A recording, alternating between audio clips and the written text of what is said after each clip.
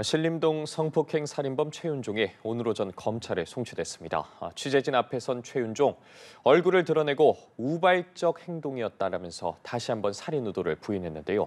검찰은 전담 수사팀을 꾸리고 살인 고의성 등을 밝히는 데 주력할 방침입니다. 자세한 내용 승재현 한국형사법무정책연구원 선임연구위원과 짚어보겠습니다. 어서 오십시오. 네, 안녕하십니까. 네. 예.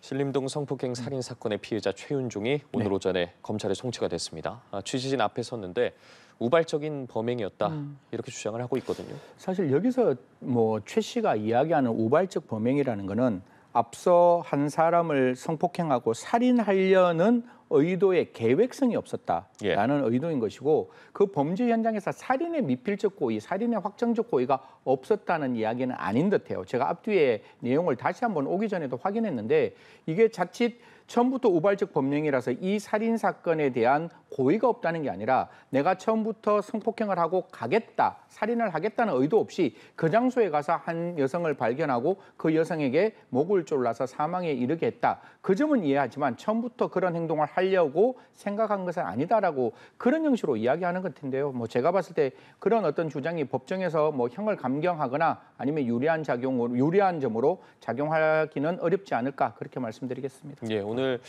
송치되는 최윤종의 모습도 좀 살펴볼 필요가 있을 것 같은데, 일단 머그샷 촬영에도 동의를 했고요. 네. 오늘 이동을 하면서 모자를 쓰거나 마스크를 착용하지도 않았습니다. 취재진이 묻는 질문에도 대답을 계속했는데 이런 부분은 어떻게 보셨어요? 먼저 시청자 여러분께 옛날에 갖고 있던 경찰의 공보 규칙과 현재의 공보 규칙이 바뀌었습니다. 이게 옛날에는 공보 규칙에 보면 얼굴을 가리는 것을, 예를 들어가 정유정 기억하시죠? 이렇게 커튼머리를 했을 때 커튼머리를 경찰이 치울 수 있는 방법이 없었어요. 근데 지금은 경찰의 공보에 관한 규칙 17조 겁니다. 17조가 바뀌어가지고 이제는 얼굴을 가리지 않는 방식으로 국민 앞에 서도록 만들었어요. 어떻게 보면 굉장히 공보규칙 17조가 잘 만들어졌죠. 과거에는 신상 공개가 된다라고 이야기했으면 신상 공개가 제대로 되도록 했어야 되는데, 그 피의자의 인권적인 측면이기 때문에 피의자가 자기 스스로 얼굴을 가리는 행동을 했을 때 경찰이 그 어떠한 제재도 할 수 없었는데, 지금 요 직전에 일어났던 최원종 사건과 그다음에 지금 있던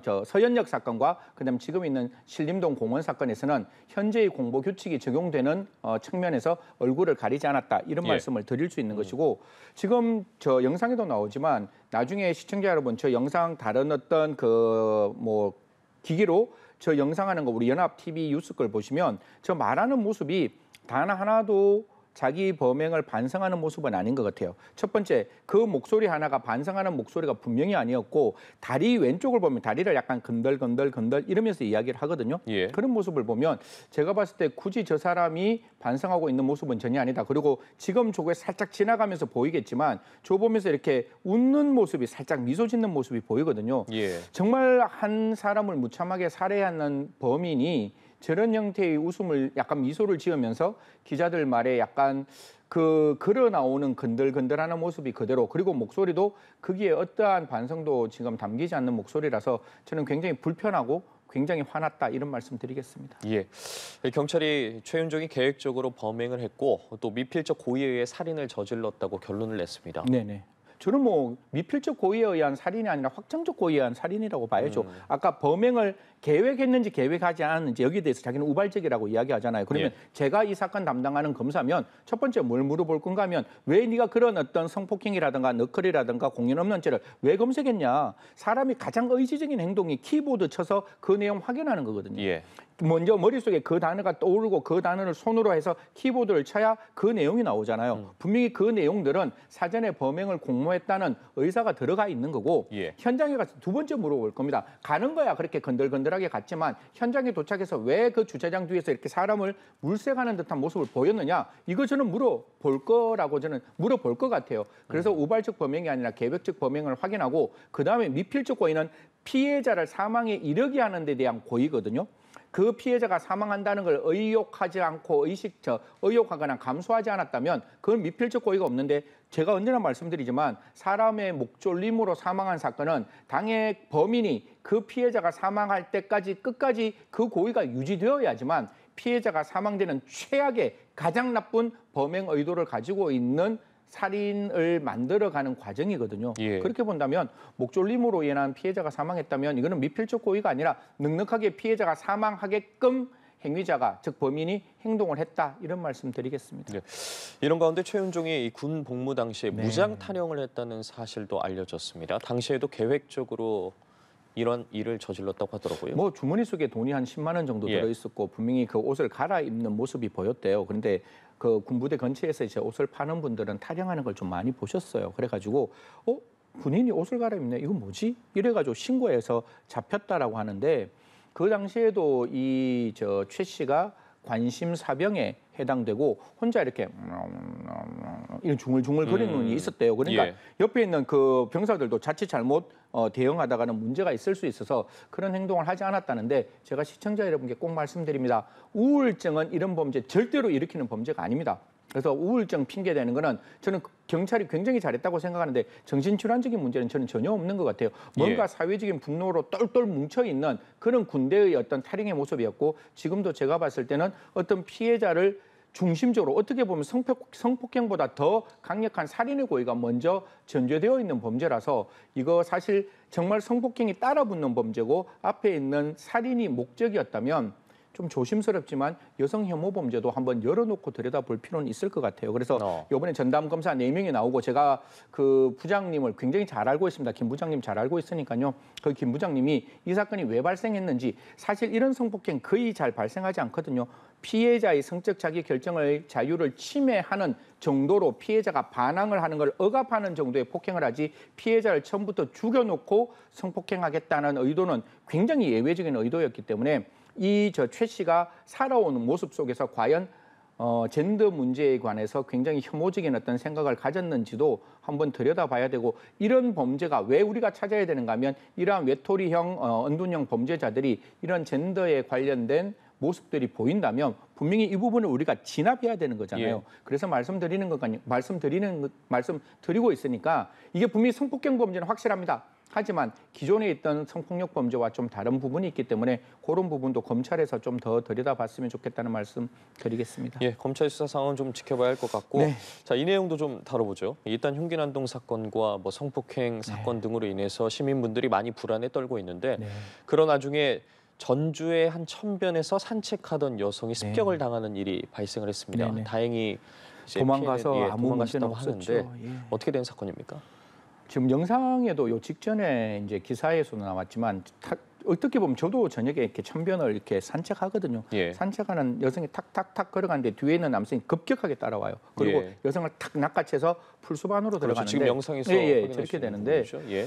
저는 모르겠습니다. 저 사람도 진짜 천지분간 되지 않는 이야기를 하는데 뭐 나는 성폭행의 고의가 없었다. 그 당시에는 제정신이 아니었다. 이렇게 말하는데 제가 봤을 땐 저건 분명히 강제추행이 아닙니다. 강제추행이라면 그냥 길에서 사람의 몸에 탁 손을 대고 떠나는 것이지 그 사람을 딱 낚아채서 절대로 사람이 없는 사람이 인적이 드문 풀숲 안으로 데리고 가는 건 아니기 때문에 저런 경우에는 제가 봤을 때 분명히 강간 미수에 해당된다고 보고 피해자의 거주지에서 14시간 만에 긴급 체포했으니까요. 이 부분도 좀 잘 들여다봐야 되고 저기에 두 번째는 저는 범죄를 예방해야 되잖아요. 예. 두 가지가 필요하다는 거죠. 저 천변에 지금 CCTV가 잘 나와 있는데 조금 더 CCTV를 완벽하게 설치함과 동시에 무엇이 필요한가 하면 순찰과 방법이 필요해요. 물론 여기에 대해서 지금 정부는 갑론을박을 하고 약간의 좀 이렇게 거친 표현들도 있었죠. 의무경찰 부활하자. 저는 의무경찰 부활했으면 좋겠어요. 만약에 무엇이 가능하면 병무청과 국방부에서 현재 대한민국의 국방을 지키는 그 인력이 충분하다는 전제하에서는 당연히 의경을 해서 그 의경들이 진압 시위에 좀 들어가면서 진압 시위에 들어가 있던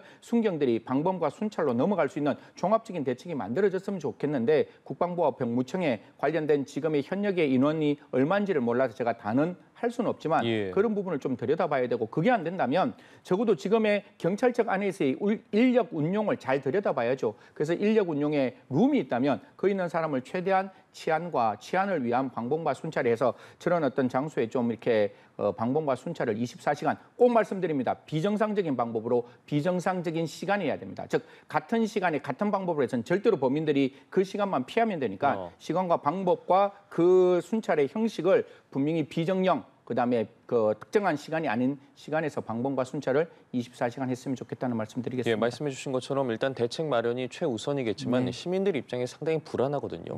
어떻게 좀 행동을 해야 될까요? 이런 상황들에서. 시민들의 저는 정말 너무 죄송하고 너무 송구스럽습니다. 아니 국가가 범인을 막아야 되는데 우리 시민들한테 시민들의 행동을 제가 말씀드리는 게 너무 죄송스러운데요. 적어도 지금 당장은 저녁 시간에 인적이 드문 하천변은 좀 안 걸었으면 좋겠다. 저도 저녁에 퇴근하면 한 12시, 새벽 1시 정도 돼서 조금이라도 걷겠다고 거기서 한 30분 정도 걷는데 저는 예. 지금 그렇지 않거든요. 바로 집에 가고 있으니까요. 지금은 좀 적극적으로 사람이 많은 곳에서 함께 걸었으면 좋겠다는 거고 절대로 혼자 다니시는 것보다 주위 있는 사람과 동호회 같은 걸 뭐 만들어서 함께 더불어 좀 같이 하는 것이 필요하다. 그리고 뒤에서 오는 사람 막을 수 없잖아요. 예. 하지만 주위 사람들이 혹시나 이런 일 있으면 반드시 같이 함께 연대해 주시고 같이 신고했으면 좋겠고 흉기 드는 사람이 있으면 그 자리 피하셨으면 좋겠다는 말씀 드리겠습니다. 예.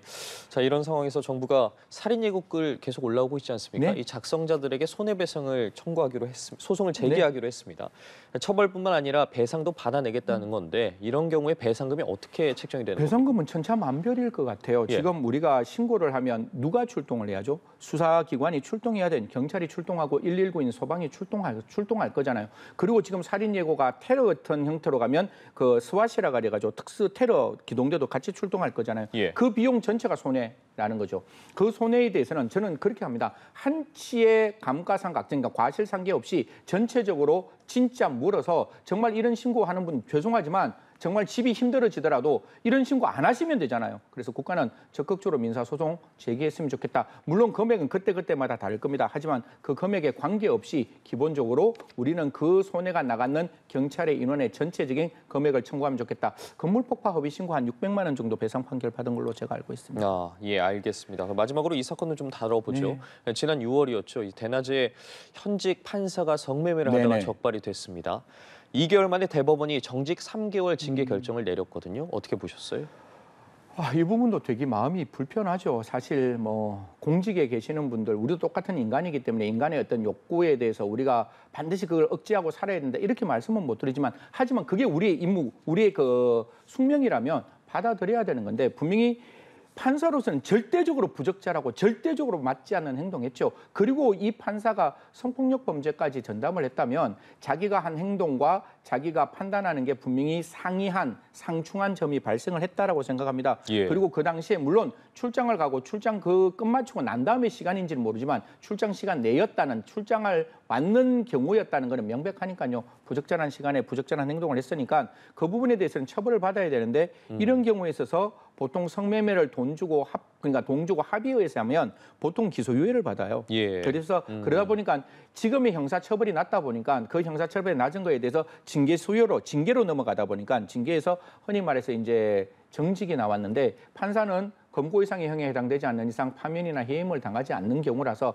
아마 징계하는 범위 내에서는 가장 높은 단계의 또 징계였다고 생각하지만 국민의 눈에서는 턱없이 모자라는 것이고 거듭 말씀드리지만 법원과 수사기관과 공무원이 기강에 해이지면 국가의 영이 서지 않습니다. 그리고 국민으로부터 신뢰가 만들어지지 않으니까요. 이런 부분에 대해서는 삼가 정말 신속하고 남들과 함께 있을 때뿐만 아니라 홀로 있을 때조차도 정말 조심스럽게 행동하셔야 되지 않을까 그렇게 말씀드리겠습니다. 네, 이번 사건과 관련해서 좀 또 논란이 되고 있는 게 적발이 되고 난 후에도 한 달여간 이 현직 판사가 그렇죠. 재판을 이어갔습니다. 그래서 늑장 대처 논란이 나오는 건데 또 징계 청구도 적발 이후 40여일 만에 이루어졌거든요. 네네네. 그러니까요. 이게 사실 뭐 법원 안에서는 충분히 이야기를 할 수 있는 부분이 분명히 있어요. 뭐 예를 들어 자기가 직접 신고하지 않으면 알 수가 없는 일이고 판사가 내가 어제 성매매에서 걸렸습니다. 단속당했습니다. 수사받았습니다. 저 앞으로 이제 재판 못하겠습니다. 이런 말하지 않으면 법원 안에서는 알 수 없는 것이고 경찰이 그걸 알렸을 때 알 수밖에 없었다. 이렇게 이야기는 할 수 있지만 저는 그렇게 봅니다. 만약에 그런 행동했다면 이거는 뭐 개인 따라 달라질 수 있지만 분명히 먼저 이야기하고 다른 사람을 정죄하는 일은 하지 않아야 된다라는 말씀을 드리는 거고 우리가 다른 사람을 판단하는 직업이잖아요. 판사는 다른 국민의 잘못에 대해서 사형도 선고할 수 있고 무기징역도 선고할 수 있습니다. 그리고 그 사람이 갖고 있는 재산을 빼앗을 수 있는 어떻게 보면 숙신살권의 권한을 가지고 있다면 더더욱 삼가 조심해야 되는데 이런 행동을 했다면 기존에 우리가 갖고 있는 법은 기소 유예를 거친다 할지라도 적어도 법원 안에서의 징계는 국민의 눈높이에 조금 국민의 눈높이에 맞게끔 징계 수요가 징계 수위가 조금 더 올라갔으면 어떨까. 파면 해임은 못하는 건 알아요. 하지만 그 안에서도 좀 국민의 눈높이에 맞는 징계가 나왔으면 좋겠다는 말씀까지 함께 드리도록 하겠습니다. 예, 알겠습니다. 각종 사건과 관련해서 승재현 한국형사법무정책연구원 선임연구위원과 이야기 나눠봤습니다. 말씀 고맙습니다. 네, 감사합니다.